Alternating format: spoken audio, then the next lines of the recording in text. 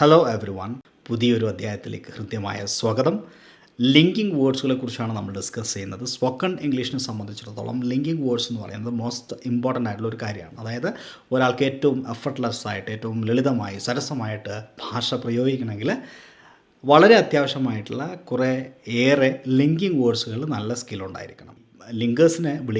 Linkers are called fuel for fluency എന്നാണ്.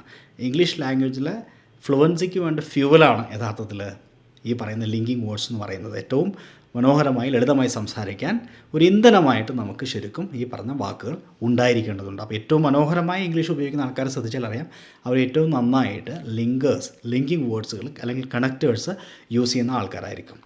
Linking words എന്ന് പറയുമ്പോൾ കൂടുതലായിട്ട് അതിനകത്ത് ഗ്രാമറിൻ്റെ ആംഗിളിലൂടെ പറയുകയാണെങ്കിൽ കൺജങ്ഷൻസ് ആണ് ഉണ്ടാവുക. പക്ഷേ കൺജങ്ഷൻസ് മാത്രമല്ല, ചില എസെൻഷ്യലായിട്ടുള്ള ചെറിയ ചെറിയ ഫ്രേസസ് ഒക്കെ ഇതിൻ്റെ ഭാഗമായിട്ട് വരും. അപ്പോൾ അങ്ങനെ ഒരു ലിസ്റ്റ് ഇതിൻ്റെ ഭാഗമായിട്ടുണ്ട്. ഓക്കെ, അപ്പോൾ ഇപ്പോൾ നമ്മൾ ആദ്യം ഡിസ്കസ് ചെയ്യുന്നത് ആസിഫ് ആണ്. ആസിഫ് എന്ന് പറയുന്നത് കോമൺ ഇംഗ്ലീഷിൽ, സാധാരണ സ്പോക്കൺ ഇംഗ്ലീഷിൽ ഉപയോഗിക്കുന്ന ഒരു പ്രധാനപ്പെട്ട വേർഡാണ്. അപ്പോൾ ഇത് നമ്മൾ ഓരോ വാക്കും പ്രാക്ടീസ് ചെയ്താണ് പോകുന്നത്. അപ്പോൾ ആദ്യ അവസാനം ക്ലാസ് കാണുക. ആസിഫ് എന്ന് പറഞ്ഞു കഴിഞ്ഞാൽ what does it mean? Asif എന്നാൽ നമ്മൾ കൃത്യമായ മലയാളത്തിൽ പറഞ്ഞാൽ എന്ന പോലെ, എന്ന മട്ടിൽ. Okay, Asif means seems like, look like, seems like or looks like or acts like. നമ്മൾ എന്തെങ്കിലും ഒരു കാര്യം കണ്ടിട്ട് നമുക്ക് അത് ഇതുപോലെ തോന്നുകയാണെന്ന് പറയാൻ വേണ്ടി നമ്മൾ ആസിഫ് ഉപയോഗിക്കും. അപ്പോൾ ആസിഫിൻ്റെ കൃത്യമായ മലയാളം എന്ന പോലെ, എന്ന മട്ടിൽ. ഓക്കെ, നമുക്ക് എക്സാമ്പിൾസിലേക്ക് പോകാം. ഞാനിവിടെ ആദ്യം 2 എക്സാമ്പിൾസ് ഡിസ്കസ് ചെയ്യാം, അതിനുശേഷം നമുക്ക് പ്രാക്ടീസ് ചെയ്യാം. ഓക്കെ, അപ്പോൾ പ്രാക്ടീസ് സെഷൻസോടെ നിങ്ങൾ കേട്ട് പോകണം. ഓരോ വാക്കും അതിൻ്റെ എക്സാമ്പിൾസ് ഇതുപോലെ പിക്ചർ വെച്ചുകൊണ്ട് ഞാൻ ഡിസ്ക്രൈബ് ചെയ്യാണ്. എന്തിനാ ഈ പിക്ചർ വെക്കുന്നതെന്ന് വെച്ച് കഴിഞ്ഞാൽ നിങ്ങൾക്ക് കുറച്ചുകൂടെ ഓർമ്മയിൽ നിൽക്കാൻ വേണ്ടിയാണ്. അപ്പോൾ പിക്ചർ വെച്ച് ഡിസ്കസ് ചെയ്തതിന് ശേഷം നമ്മൾ എന്ത് ചെയ്യുന്നു, പ്രാക്ടീസ് കൊണ്ട് ചെയ്യുന്നുണ്ട്. അപ്പോൾ ഇത് മുഴുവൻ കാണാം. ഓക്കെ, അപ്പോൾ നമുക്ക് നോക്കാം. നമ്മൾ ആസിഫാണ് ഡിസ്കസ് ചെയ്യുന്നത്. He talks as if he knows everything. ഇപ്പോൾ ഞാൻ പറഞ്ഞ എന്താ, എന്ന മട്ടിൽ, എന്ന പോലെ എന്നാണ്. അങ്ങനെയാണെങ്കിൽ he talks as if he knows everything.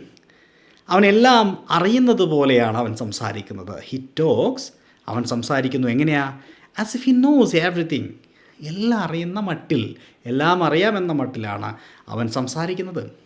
Clear ആയല്ലോ? ഓക്കെ, ഇനി he acts as if we were best friends but we barely know each other. ശ്രദ്ധിക്കുക, he acts as if we are best friends.